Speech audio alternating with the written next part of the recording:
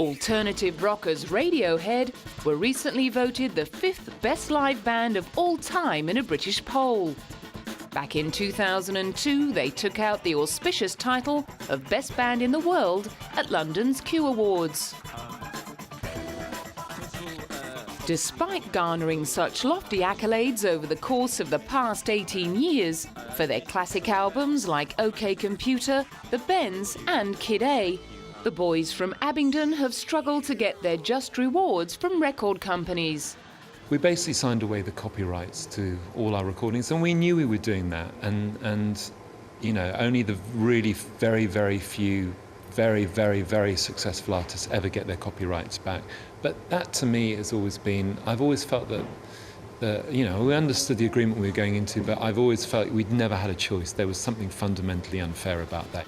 After releasing 6 albums and a greatest hits, they decided it was time to take matters into their own hands and decided to release their 7th album in rainbows over the internet, and were very pleased with the result. With Radiohead, we've done a load of webcasts, which are always inspiring.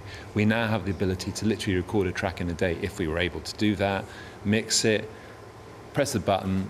It's out there, that moment. So those are incredibly exciting times. Instead of setting a price for the downloads, fans were invited to decide what they were worth. I would pay $10 for Radiohead. I would actually probably pay $10, I think.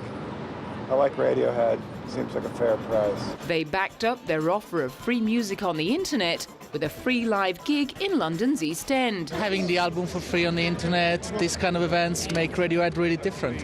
The music is different, the whole approach of Radiohead is different. Love it.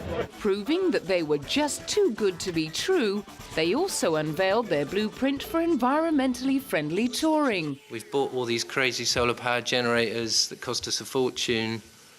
We having to ship all our equipment because we're no longer allowed to fly it.